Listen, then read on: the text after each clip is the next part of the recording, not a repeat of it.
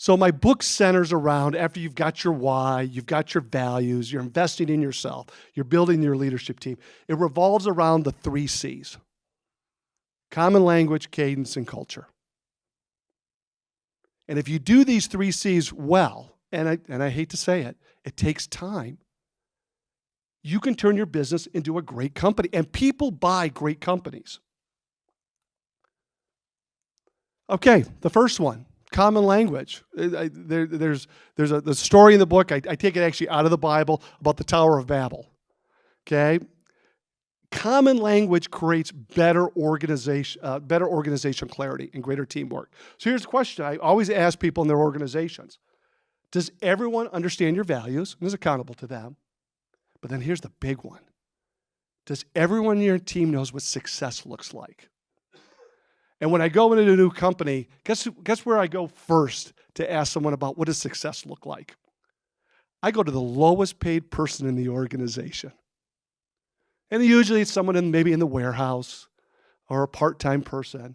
And I say, what does success look like for the company? For the team? For you? And a lot of times, you know what the answer I get? I didn't get fired today. I didn't get fired today? And does everyone know what a successful day looks like, a week looks like, a month looks like? For, again, the company, the team, and them.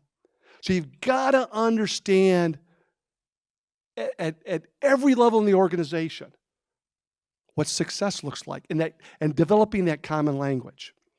Because what you do is if you can get everyone from the CEO to the lowest paid person to understand common language and success, you harness the energy of the entire organization. And when everyone's working together, it's a powerful tool. So now, what I want to leave you with is I don't want to leave you with a lot of theory. I'm not a great theory guy, okay? I want to leave you with practicality. So how did I show common language to my team? It's really low tech. You guys are probably going to laugh at this, but that's okay, because it worked at Midstate. Everyone can spell bus, right? B-U-S. Pretty darn simple. My 6-year-old granddaughter can spell bus. So this is what I did at Midstate. I made the Midstate bus. And we looked at 3 measurements. Again, this is about common language. Common language. For us to be successful, we had to book orders. So those were bookings. Okay? For us to be successful, we had to utilize our manpower properly.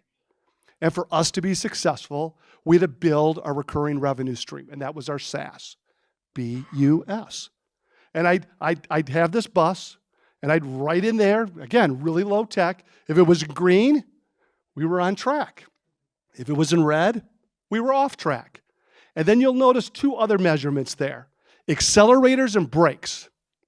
Accelerators were customer compliments. Brakes were complaints.